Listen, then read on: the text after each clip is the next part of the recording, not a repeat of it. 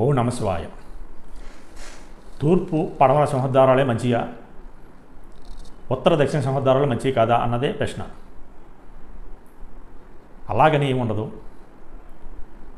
ఒక వ్యక్తికి, గృహ యజమానికి నామనక్షత్రం ప్రకారం తూర్పు సింహద్వారం బాగా కలిసి వస్తుందంటే కనుక తూర్పు సింహద్వారంలో ఖచ్చితంగా రాణింపన్నది ఉంటుంది.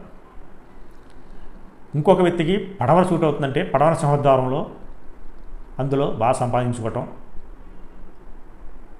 కుటుంబం బాగుండడం అన్నది జరుగుతుంది.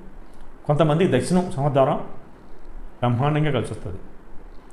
ఆ నామనక్షత్రానికి దక్షిణ సింహద్వారం సూట్ అయింది కాబట్టి అందులో బాగా సంపాదించుకోవచ్చు, కుటుంబం బాగుండొచ్చు. కొంతమందికి ఉత్తర సింహద్వారం నామనక్షత్రాన్ని ప్రకారం సూట్ అవుతే కనుక అందరూ కూడా బ్రహ్మాండంగా సంపాదించుకునేవారు ఉన్నారు, కుటుంబం బాగున్నవారు ఉన్నారు.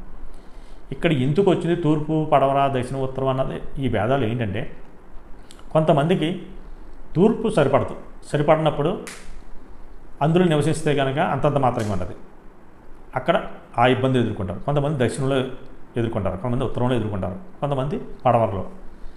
ఇక్కడ ఏంటంటే తూర్పు సింహద్వారం ప్లాన్ వేయటం అన్నది కాస్త ఈజీ, అన్నీ చక్కగా అమర్చి పెట్టినట్టుగా ఉంటుంది. స్థలం కొలతలు బాగుంటే కనుక ఇక్కడ ఇబ్బందులు ఉండవు.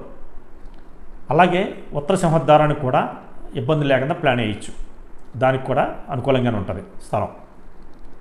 పడమర దక్షిణం ప్లాన్లు వేయాలనేటప్పటికీ స్థలం పెద్దదై ఉండి అనుకూలంగా ఉంటే ప్లాన్లు వాస్తురీత్యా కరెక్ట్గా వస్తుంది. దక్షిణ సింహద్వారానికి స్థలం తక్కువ ఉన్నా, ఎడల్పు తక్కువ ఉండి లోతున్నా, లేదంటే స్థలం చిన్నదవుతే కనుక సింహద్వారం పెట్టే ప్లేసు మారిపోతుంది, మెట్లు పెట్టే ప్లేస్ మారుతుంది. దాని మీదట వంటగది కూడా ఆటోమేటిక్గా మారిపోద్ది ప్లేస్ తక్కువ వల్ల.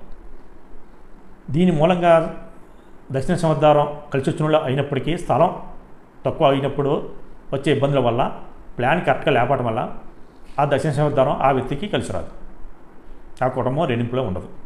అలాగే పడమర కూడా అంతే.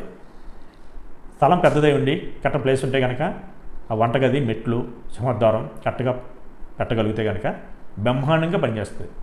స్థలం ఎడల్పు తక్కువ అవడం వల్ల మెట్లు పెట్టే విధానం, సింహద్వారం పెట్టే విధానం, వంటగది అలాగే టాయిలెట్లు ఎన్ని మార్పులు వస్తాయి. ఈ మార్పుల వల్ల ప్రతిదీ అడ్జస్ట్ అయ్యి ప్లాన్ వేయవలసి వస్తుంది. కాబట్టి దానివల్ల పడమర సింహద్వారం వాస్తురీత్యా రాదు. కాబట్టి సరిగ్గా స్థలం తక్కువతేనే, స్థలం బాగుంటే కనుక వాస్తురీత్యా వేయచ్చు ప్లాన్ రాదు. కాబట్టి ఆ వ్యక్తి ఉన్న స్థలంలో ఏ రకంగా ప్లాన్ వేయమని అంటారు. కాబట్టి అడ్జస్ట్ అయ్యి ప్లాన్ కరెక్ట్గా రావట్లేదు వద్దు అని చెప్పలేక మొక్కడానికి పోయి వారు ఇచ్చే డబ్బులకి ఇదయ్యి ప్లాన్ అయిపోతే డబ్బులు రావాలన్న ఉద్దేశంతో ప్లాన్ వేస్తే కనుక పడమర సింహద్వారం వాస్తురీత్యా రాదు. కాబట్టి కట్టుకున్న వారికి కలిసి రాదు.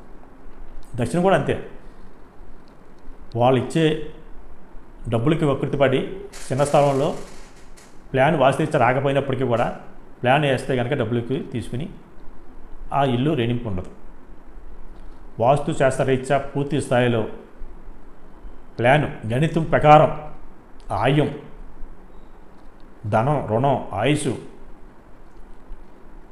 అంశ, కీర్తి, వారం, నక్షత్రం, ఇలా ఏకాదశ వర్గం అంటారు. దీని ప్రకారం ప్లాన్ వేస్తే కనుక అలాగే పదం కట్టినంత మాత్రమే సరిపోదు. దాంతోపాటు మెట్లు, టాయిలెట్ ట్యాంకు, ఇంకుడు గుండి ఇవన్నీ కరెక్ట్గా వాస్తురీత్యా ప్రహారీతో సహా గేట్లతో సహా ప్లాన్ వేయగలిగితే కనుక ఆ ఇల్లు కట్టుకున్న వారికి బ్రహ్మాండంగా కలిసి వస్తుంది. ఇప్పుడు నేను చెప్పిన విధంలో పదం కట్టకపోయినా, ఏకాదశ వర్గులో కాకపోయినా, నవవర్గులో కూడా కాకపోయినప్పుడు మెట్లు, టాయిలెట్ ట్యాంకులు, ఇంకుడు గుంటలో, సింహద్వారం ప్లేసులు, వంటగది నిర్ణయించడంలోనూ దోషాలు ఏమన్నా ఉంటే కనుక ఆ ఇల్లు కలిసి రాదు. అది తూర్పు అయినప్పటికీ, పడమరైనప్పటికీ, దక్షిణమైనప్పటికీ, ఉత్తరమైనప్పటికీ. ఇక్కడ తూర్పు పడమర ఉత్తర దక్షిణాలన్న భేదం కాదు, కాస్త పక్కన పెట్టి ఇల్లు కట్టుకునేవారు మాత్రం ఖచ్చితంగా నేనైతే కనుక యజమాని నామనక్షత్రం, యజమానురాలు అంటే భార్య నామనక్షత్రం, పిల్లలు ఉంటే కనుక ఆ పిల్లల నామనక్షత్రాలు, అది కూడా మగ సంతానం కంపల్సరీగా తీసుకుంటాం. వారికి మగపిల్లలు లేరన్నప్పుడు ఆడపిల్లలు ఉంటే ఆడపిల్లల నామనక్షత్రం తీసుకుంటారు. ఎందుకంటే ఆ ఇల్లు తదనంతరం ఆడపిల్లకి చెందుతుంది కాబట్టి ఆటోమేటిక్గా వారి నామనక్షత్రం కూడా కలిసి రావాలి కాబట్టి అది తీసుకుంటారు. అదే మగపిల్లలు ఉంటే ఆడవారు పిల్లల్లో నక్షత్రాలు తీసుకోము, నామనక్షత్రం తీసుకోము. అప్పుడు ఇన్ని రకాలుగా ఇద్దరు పిల్లలు ఉంటే ఇద్దరు మగపిల్లలు తీసుకుంటాం, భార్యాభర్తలు తీసుకుంటాం. నలుగురు పిల్లల్లో నామనక్షత్రాలు తీసుకుని తూర్ప, పడమర, ఉత్తరమా, దక్షిణమా అన్నది సింహద్వారం నిర్ణయించి ఆ స్థలానికి ప్లాన్ వేయటం అన్నది నేను చేసే పద్ధతి. నేను అయితే కనుక ఖచ్చితంగా గణితం మాత్రం పదం కట్టే ప్లాన్ వేస్తాను.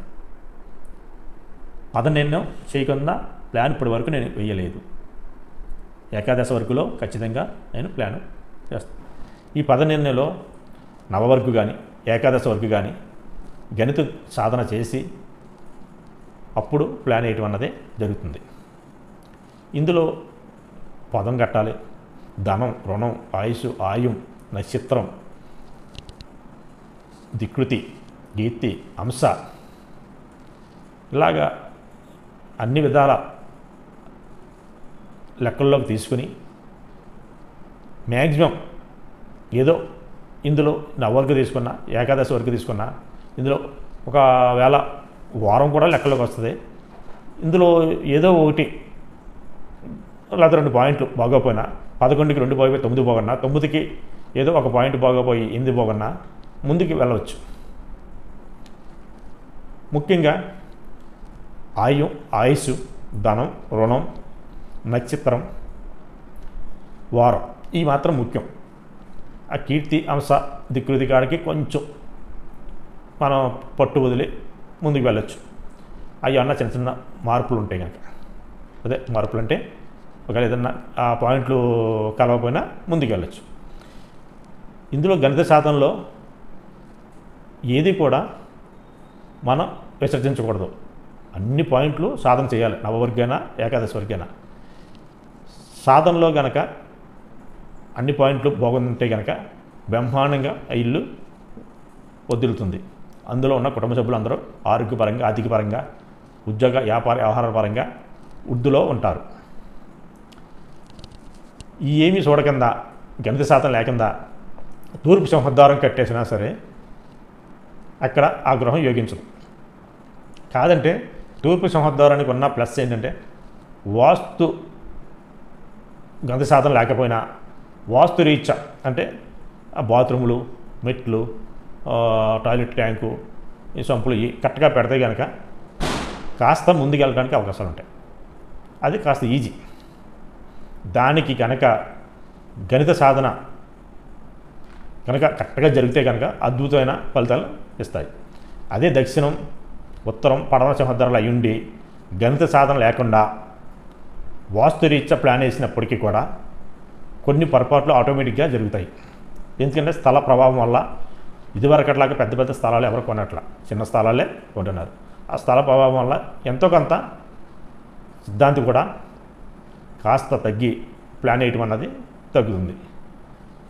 ఆ ప్లాను వేసే పాయింట్లు ఎప్పుడైతే తగ్గినాయో పద నిర్ణయంలో కానీ ఇతరత్ర విషయంలో కానీ రాజీ పడి కాస్త ఆ సిద్ధాంతి ఒక మెట్టు దిగి తగ్గి ప్లాన్ వేస్తే కనుక ఆ ఇల్లు యోగ్యమైన ఫలితాన్ని మాత్రం ఇవ్వట్లేదు. ఇప్పటి వరకు నేను వేసిన ప్లాన్లో ప్రతి ప్లాన్ పద నిర్ణయంతో పూర్తి వాస్తు పద్ధతుల్లోనే ప్లాన్ వేయటం అన్నది ఉంది. నేను 1-2 చోట్లకి వెళ్ళినప్పుడు అక్కడ స్థలం కరెక్ట్గా లేకపోతే వాస్తు ప్లాన్ కింద తిరిగి వచ్చేసిన రోజులు ఉన్నాయి. అక్కడ స్థలం కరెక్ట్గా ఉండాలి, పదానికి కరెక్ట్గా ఉండి స్థలం అనుకూలంగా ఉంటే, గృహానికి యోగ్యంగా ఉంటే మాత్రమే ప్లాన్ వేయటం అన్నది జరిగింది.